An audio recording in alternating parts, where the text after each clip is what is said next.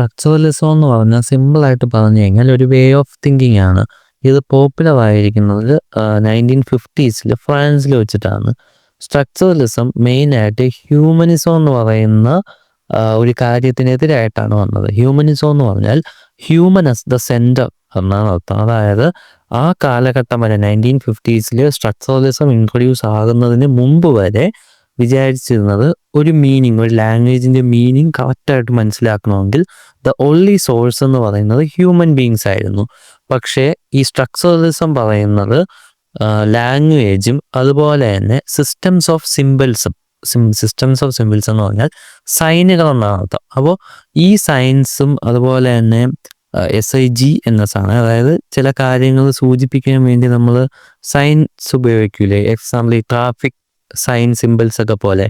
അപ്പോൾ ഇതുപോലുള്ള കാര്യങ്ങൾ കൂടുതൽ മീനിങ്സ് ക്രിയേറ്റ് ചെയ്യാൻ സഹായിക്കും. സോ അവിടെ ഹ്യൂമൻസ് മാത്രമല്ല ഓൺലി സോഴ്സ് ഓഫ് മീനിങ് എന്നാണ് സ്ട്രക്ചറലിസം പറയുന്നത്. സ്ട്രക്ചറലിസം മെയിനായിട്ട് ഫോക്കസ് ചെയ്യുന്നത് എങ്ങനെയാണ് ലാംഗ്വേജ് വെച്ചിട്ട് കാര്യങ്ങളെ സ്ട്രക്ചർ ചെയ്തിരിക്കുന്നത്. ഇതിന് മെയിനായിട്ട് ന്യൂ ക്രിറ്റിസിസത്തിൻ്റെ ഒരു റിയാക്ഷൻ എന്നും നമുക്ക് പറയാം. ന്യൂ ക്രിറ്റിസിസം പറയുന്നത് ഒരു ഓതറിൻ്റെ ബാക്ക്ഗ്രൗണ്ടോ അല്ലെങ്കിൽ അയാളുടെ ഹിസ്റ്ററിയോ വെച്ച് മാത്രമല്ല, മീൻസ് അത് നോക്കിയിട്ടല്ല നമ്മൾ ആ ടെക്സ്റ്റ് ഫോക്കസ് ചെയ്യേണ്ടത്. അതുപോലെ തന്നെ ആ ടെക്സ്റ്റിന് അതിൻ്റേതായിട്ടുള്ളൊരു മീനിങ് ഉണ്ട്. നമ്മൾ അതിൻ്റെ ഓതറിൻ്റെ ഹിസ്റ്ററിയോ ബാക്ക്ഗ്രൗണ്ടോ മനസ്സിലാക്കിയിട്ടല്ല ആ ടെക്സ്റ്റിനെ മനസ്സിലാക്കേണ്ടത് എന്നതാണ് ന്യൂ ക്രിറ്റിസിസം. സോ ഈ ന്യൂ ക്രിറ്റിസിസത്തിനോടുള്ള ഒരു റിയാക്ഷൻ പോലെയാണ് സ്ട്രക്ചറലിസം വന്നത്. സ്ട്രക്ചറലിസത്തിൻ്റെ മെയിൻ ഐഡിയ അല്ലെങ്കിൽ സ്ട്രക്ചറലിസം ഉദ്ദേശിക്കുന്നതെന്ന് പറഞ്ഞാൽ എല്ലാ കാര്യങ്ങളെയും മനസ്സിലാക്കുന്നത് ഒരു ലാർജർ സ്ട്രക്ചർ ഓഫ് സിസ്റ്റത്തിനകത്ത് നിന്നിട്ടാണ്. അതായത് ഒന്നും ഒറ്റയ്ക്ക് നിൽക്കാതില്ല, അല്ലെങ്കിൽ അതിന് ഒറ്റയ്ക്ക് നമുക്ക് പഠിക്കാൻ പറ്റില്ല. ഇപ്പം ലാംഗ്വേജ് ആയാലും അതിൻ്റെ മീനിങ് ആയാലും സിമ്പിളായാലും സൈനുകളായാലും എല്ലാം പഠിക്കണമെങ്കിൽ അതിനെ വേറെ ഒന്നിൻ്റെ റിലേഷനിലൂടെ മാത്രമേ, കമ്പയർ ചെയ്ത് മാത്രമേ പഠിക്കാൻ പറ്റുള്ളൂ. ഇപ്പം എക്സാമ്പിളായിട്ട് പറഞ്ഞാൽ നമ്മുടെ ഹ്യൂമൻ മൈൻഡ് വർക്ക് ചെയ്യുന്നതിനെ കുറിച്ച് ഒരു സ്ട്രക്ചറലിസ്റ്റ് പറയുകയാണെങ്കിൽ അയാൾ നോക്കുന്ന കാര്യങ്ങളെന്ന് പറഞ്ഞാൽ ആ മനുഷ്യൻ്റെ മെമ്മറി നോക്കും, അയാൾ തിങ്ക് ചെയ്യുന്ന രീതികൾ നോക്കും. ഇതെല്ലാം നോക്കിയിട്ടാണ് ഹ്യൂമൻ മൈൻഡിൻ്റെ വർക്കിങ്ങിനെ ഒരു സ്ട്രക്ചറലിസ്റ്റ് അനലൈസ് ചെയ്യുന്നത്. സോ ഒരു ലാർജർ സിസ്റ്റത്തിൻ്റെ പാർട്ടായിട്ട് മാത്രമേ നമുക്കിതിനെ കാണാൻ പറ്റൂ. അടുത്തത് സ്ട്രക്ചറലിസത്തിൻ്റെ ഒറിജിനാണ്. എങ്ങനെയാണ് സ്ട്രക്ചറലിസം ഉണ്ടായി വന്നത്? ലാംഗ്വേജിൽ സ്ട്രക്ചറലിസം തുടങ്ങിയിരിക്കുന്നത് ഫെർഡിനൻഡ് ദി സോസൂർ എന്ന് പറയുന്ന ഒരു സ്വിസ് ലിംഗ്വിസ്റ്റ് മുഖേനയാണ്. അദ്ദേഹത്തിനെയാണ് ഫാദർ ഓഫ് മോഡേൺ ലിംഗ്വിസ്റ്റിക്സ് എന്നും പറയുന്നത്. അദ്ദേഹത്തിൻ്റെ സ്റ്റുഡൻസ് ആണ് അദ്ദേഹത്തിൻ്റെ ലെക്ചേഴ്സിനെ ഒരു ബുക്കിൻ്റെ പേര് കോഴ്സ് ഇൻ ജനറൽ ലിംഗ്വിസ്റ്റിക്സ് എന്ന് പറയുന്ന ഒരു ബുക്കിലൂടെ അദ്ദേഹത്തിൻ്റെ സ്റ്റുഡൻസ് ആണ് അദ്ദേഹത്തിൻ്റെ ലെക്ചേഴ്സിനെ ഇൻട്രൊഡ്യൂസ് ചെയ്തിരിക്കുന്നത്. ആ ബുക്കിൽ അദ്ദേഹത്തിൻ്റെ സ്റ്റുഡൻസ് അദ്ദേഹത്തിൻ്റെതായി ഇൻട്രൊഡ്യൂസ് ചെയ്തിരിക്കുന്ന ഇമ്പോർട്ടൻ്റ് ഐഡിയാസ് ആണ്. ഒന്ന് സിഗ്നിഫയർ ആൻഡ് സിഗ്നിഫൈഡ്, രണ്ടാമത്തത് സിങ്ക്രോണിക് ആൻഡ് ഡയക്രോണിക് ലിംഗ്വിസ്റ്റിക്സ്. അതിനെക്കുറിച്ച് നമുക്ക് വിശദമായിട്ട് താഴോട്ട് വരും. അപ്പോൾ ഈ സോസൂർ എന്ന് പറയുന്ന ആ ഒരു സ്വിസ് ലിംഗ്വിസ്റ്റ് വിശ്വസിച്ചിരുന്നത് നമ്മൾ ഈ വേൾഡിനെ അണ്ടർസ്റ്റാൻഡ് ചെയ്യണമെങ്കിൽ അതിന് ലാംഗ്വേജ് വളരെ ഇമ്പോർട്ടൻ്റ് ആണ്. ലാംഗ്വേജ് ഇല്ല എങ്കിൽ ഒരിക്കലും നമുക്ക് ക്ലിയർ ആയിട്ട് തിങ്ക് ചെയ്യാനോ നമ്മുടെ ഐഡിയാസിനെ ഷെയർ ചെയ്യാനോ പറ്റില്ല. സോ ലാംഗ്വേജ് എന്ന് പറയുന്ന സാധനം is not just a tool, ഒരു ടൂൾ മാത്രമല്ല, it shapes how we think. നമ്മൾ എങ്ങനെ വിചാരിക്കുന്നു, എങ്ങനെ ചിന്തിക്കുന്നു എന്നതിനെ ഷേപ്പ് ചെയ്യുന്ന ഒരു സാധനം കൂടിയാണ്. പിന്നെ അദ്ദേഹം ഒരു ന്യൂ സയൻസിനെ പ്രപ്പോസ് ചെയ്തിട്ടുണ്ട്. അതിനെയാണ് സെമിയോളജി എന്ന് പറയുന്നത്. അതായത് എങ്ങനെയാണ് ലാംഗ്വേജ്, കൾച്ചർ, സൊസൈറ്റിയിലെല്ലാം മീനിങ് കൊണ്ടുവരാൻ വേണ്ടി സയൻസ് ക്രിയേറ്റ് ചെയ്യുന്നത് എന്നുള്ളതിനെ പഠിക്കുന്ന ഒരു മേഖലയാണ്, ഒരു പുതിയ സയൻസാണ് സെമിയോളജി. അത് പ്രപ്പോസ് ചെയ്തത് ഈ സോഷ്യോളാണ്. പിന്നെ അദ്ദേഹം ലാംഗ്വേജിനെ പഠിക്കാൻ വേണ്ടിയിട്ട് 2 പുതിയ വേയ്സ് കണ്ടുപിടിച്ചിട്ടുണ്ട്. അതാണ് നമ്മൾ നേരത്തെ പറഞ്ഞ ഡയക്രോണിക്കും സിങ്ക്രോണിക്കും. ഇതിൽ ഈ ഡയക്രോണിക് എന്ന് പറഞ്ഞാൽ എങ്ങനെയാണ് ടൈമിനനുസരിച്ച് ലാംഗ്വേജ് ചേഞ്ച് ആവുന്നത് എന്ന് പഠിക്കുന്ന ഒരു മേഖലയാണ് ഡയക്രോണിക്. ഇപ്പോൾ എക്സാമ്പിളായിട്ട് പറഞ്ഞാൽ ഓൾഡ് ഇംഗ്ലീഷ് എങ്ങനെയാണ് മോഡേൺ ഇംഗ്ലീഷ് ആയത് എന്നുള്ള സ്റ്റഡിയാണ് ഡയക്രോണിക്കിനകത്ത് വരുന്നത്. എന്നാൽ സിങ്ക്രോണിക്കിൽ ഒരു ടൈമിൽ തന്നെ, അതായത് 1 പോയിന്റ് ഓഫ് ടൈമിൽ തന്നെ എങ്ങനെയാണ് ലാംഗ്വേജ് ചേഞ്ച് ആവുന്നത് എന്ന് പഠിക്കുന്നതാണ് സിങ്ക്രോണിക്.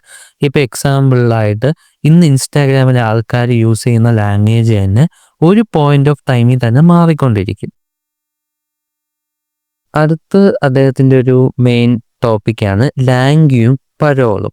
ലാംഗ്വേജ് എന്ന് പറഞ്ഞാൽ ഗ്രാമർ പോലെ the rules and system of A language. ഒരു ലാംഗ്വേജിൻ്റെ റൂൾസും അതിൻ്റെ സിസ്റ്റവും പറയുന്നതാണ് ലാംഗ്വേജ്. എക്സാമ്പിൾ, ഇപ്പോൾ ഒരു ഇംഗ്ലീഷ് സെൻറ്റൻസ് എഴുതുമ്പോൾ അതിനകത്ത് പല കാര്യങ്ങളും നമ്മൾ ശ്രദ്ധിക്കേണ്ടതായിട്ടുണ്ട്. ആ വരുന്ന റൂൾസിനെല്ലാം നമ്മൾ ലാംഗ്വേജ് എന്ന് പറയും. പരോൾ എന്ന് പറഞ്ഞു കഴിഞ്ഞാൽ നമ്മുടെ ഡെയിലി ലൈഫിൽ നമ്മൾ യൂസ് ചെയ്യുന്ന ആക്ച്വൽ ലാംഗ്വേജിനെയാണ് പറയുന്നത്. അതായത് ഇപ്പോൾ ഒരു ഫ്രണ്ട് അവൻ്റെ വീക്കെൻഡ് പ്ലാൻസിനെ കുറിച്ച് നമ്മളോട് പറയുന്ന കാര്യങ്ങൾ ഒരു കാഷ്വൽ ചാറ്റാണ്, അത് പരോളാണ്. ഇതാണ് ലാംഗ്വേജും പരോളും തമ്മിലുള്ള വ്യത്യാസം. അടുത്ത് സിഗ്നിഫയറും സിഗ്നിഫൈഡ്. ഒരു സൈൻ, അതായത് ഒരു സിമ്പലിന് മെയിനായിട്ട് 2 പാർട്ടാണുള്ളത്. ഒന്ന് സിഗ്നിഫയറും രണ്ടാമത്തത് സിഗ്നിഫൈഡും. അതായത് നമ്മൾ നേരത്തെ പറഞ്ഞ സംഭവം. അപ്പോൾ ഈ സിഗ്നിഫയർ എന്ന് പറഞ്ഞാൽ സൗണ്ട് അല്ലെങ്കിൽ റിട്ടൺ വേർഡാണ്. അതായത് നമ്മൾ എഴുതുന്നതോ പറയുന്നതോ ആയിട്ടുള്ള ഒരു വേർഡാണ് സിഗ്നിഫയർ. ഇതിൽ ഇപ്പോൾ ക്യാറ്റ് എന്ന് പറഞ്ഞൊരു വാക്ക് നമ്മൾ പറഞ്ഞു അല്ലെങ്കിൽ നമ്മൾ എഴുതി, ഇതാണ് സിഗ്നിഫയർ. ഈ സിഗ്നിഫയർ കാരണം നമ്മുടെ മൈൻഡിലുണ്ടാവുന്ന ഐഡിയ ഓർ ഇമേജിനെയാണ് സിഗ്നിഫൈഡ് എന്ന് പറയുന്നത്. അതായത് ക്യാറ്റ് എന്ന് നമ്മൾ പറയുകയോ എഴുതുകയോ ചെയ്യുന്ന സമയത്ത് നമ്മുടെ മൈൻഡിൽ വരും, 4 കാലുള്ള ഇന്ന കളർ കണ്ണുള്ള ഇന്ന കളറിലുള്ള ഒരു ആനിമലാണ് ക്യാറ്റ് എന്ന് പറഞ്ഞ് നമ്മുടെ മൈൻഡിൽ ഫോം ആവുന്ന ആ ഒരു മെൻ്റൽ ഇമേജിനെയാണ് അല്ലെങ്കിൽ ഐഡിയയാണ് സിഗ്നിഫൈഡ് എന്ന് പറയുന്നത്. അപ്പോൾ ഒരു വേർഡും ഒരു മീനിങ്ങും തമ്മിൽ നാച്ചുറൽ ലിങ്ക് ഇല്ല എന്നാണ് ഇതിലൂടെ സോഷ്യൽ പറയുന്നത്. അതായത് ഇപ്പോൾ എക്സാമ്പിളായിട്ട് പറഞ്ഞാൽ ഇംഗ്ലീഷ് സംസാരിക്കുന്ന ആൾക്കാർ പൂച്ചയെ ക്യാറ്റ് എന്ന് പറയും, എന്നാൽ ഹിന്ദി സംസാരിക്കുന്ന ആൾക്കാർ ബില്ലി എന്ന് പറയും. സോ കറക്ഷൻ എന്ന് പറയുന്നത് ആർബിട്രറി ആണ്, അതായത് അത് കൾച്ചറിനെയും സൊസൈറ്റിയും ഡിപ്പെൻഡ് ചെയ്തിരിക്കും. അതായത് ഇതിലൂടെ അദ്ദേഹം ചുരുക്കമായി പറയാൻ ഉദ്ദേശിക്കുന്നത് വേർഡും അതിൻ്റെ മീനിങ്ങും തമ്മിൽ നാച്ചുറൽ ആയിട്ടുള്ള ഒരു കണക്ഷൻ ഇല്ല, ആ മീനിങ് ഉണ്ടാക്കിയെടുക്കുന്നത് മനുഷ്യനാണ്. പിന്നെ അദ്ദേഹം പറയുന്നത് വേർഡ്സ് എന്ന് പറയുന്നതിന് പ്രത്യേകിച്ച് മീനിങ് ഉണ്ടാവുന്നത്, അതായത് വേർഡ്സിന് മീനിങ് ഉണ്ടാവുന്നത് അത് മറ്റ് വേർഡ്സിൽ നിന്ന് ഡിഫറൻ്റ് ആയതുകൊണ്ടാണ്. അതായത് അതിലും ക്യാറ്റിൻ്റെ എക്സാമ്പിളാണ് പറയുന്നത്. ഇപ്പോൾ ക്യാറ്റിന് ക്യാറ്റ് ആണെന്നുള്ളൊരു മെൻ്റൽ ഇമേജ് നമ്മുടെ മനസ്സിൽ ഫോം ചെയ്യുന്നതിനുള്ള കാരണം, അല്ലെങ്കിൽ ക്യാറ്റിന് മീനിങ് കിട്ടാൻ കാരണം അതൊരു ഹാറ്റോ അല്ലെങ്കിൽ ഒരു ബാറ്റോ അല്ലാത്തത് കൊണ്ടാണ്. സോ റിലേഷൻ വെച്ചിട്ടാണ് പറയുന്നത്. അത് ഒരു പൂച്ചയാണെന്ന് പറയണമെങ്കിൽ അതൊരു തൊപ്പിയല്ല അല്ലെങ്കിൽ അതൊരു ബാറ്റ് അല്ല, അതുകൊണ്ടാണ് അത് ക്യാറ്റ്. ആ ക്യാറ്റിൻ്റെ മെൻ്റൽ ഇമേജ് നമ്മുടെ മനസ്സിൽ ഫോം ചെയ്യുന്നത്. അതുപോലെ തന്നെ ഒരു വേർഡിന് മീനിങ് കിട്ടണമെങ്കിൽ അതിൻ്റെ പൊസിഷൻ ഒറ്റയ്ക്കായിരിക്കില്ല. ഒരിക്കലും ഒറ്റയ്ക്കിരിക്കുന്ന അല്ലെങ്കിൽ വേർഡ് എലോൺ ആയിട്ടിരുന്നു കഴിഞ്ഞാൽ ആ വേർഡിന് മീനിങ് കിട്ടില്ല. അതിനൊരു സിസ്റ്റം ഓഫ് ലാംഗ്വേജിൽ നമ്മൾ ആദ്യം പറഞ്ഞതുപോലെ ഒരു കാര്യത്തിനെ മറ്റൊരു കാര്യമായിട്ട് കമ്പയർ ചെയ്തോ ഇല്ലെങ്കിൽ അതുമായിട്ട് റിലേറ്റ് ചെയ്തോ പറഞ്ഞാൽ മാത്രമേ നമുക്കതിന് കറക്റ്റ് മീനിങ് കൊണ്ടുവരാൻ പറ്റുള്ളൂ. സോഷ്യൽ മെയിനായിട്ട് 3 പോയിൻ്റാണ് അതിന് വേണ്ടിയിട്ട് പറയുന്നത്. ഒന്നാമത്തത് ആർബിറ്റർനെസ്, അതായത് അതിനകത്ത് പറയുന്നത് വേർഡ്സും അതിൻ്റെ മീനിങ്സും തമ്മിലുള്ള ലിങ്ക് എന്ന് പറഞ്ഞാൽ നാച്ചുറൽ ലിങ്ക് അല്ല, കണക്ഷൻ അല്ല, പകരം അത് ഹാബിറ്റാണ്. ഇനി രണ്ടാമത്തത് റിലേഷണാലിറ്റി. വേർഡ്സിന് മീനിങ് കിട്ടണമെങ്കിൽ അത് മറ്റ് വേർഡ്സിൽ നിന്ന് ഡിഫറൻ്റ് ആയിരിക്കണം, അല്ലെങ്കിൽ ഡിഫറൻസസ് ഫ്രം അതർ വേർഡ്സ് എന്ന് പറയുന്ന ഒരു കണക്ഷൻ അതിനുണ്ടായിരിക്കണം. മൂന്നാമത്തത് സിസ്റ്റമാറ്റിസിറ്റി.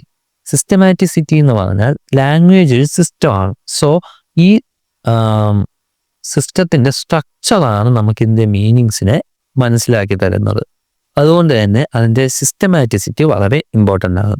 സോ വേർഡ്സും അതിൻ്റെ മീനിങ്സും തമ്മിൽ കണക്ട് ചെയ്ത 3 കാര്യങ്ങളാണ് അദ്ദേഹം പറഞ്ഞത്: ആർബിറ്റർനെസ്, റിലേഷണാലിറ്റി, സിസ്റ്റമാറ്റിസിറ്റി.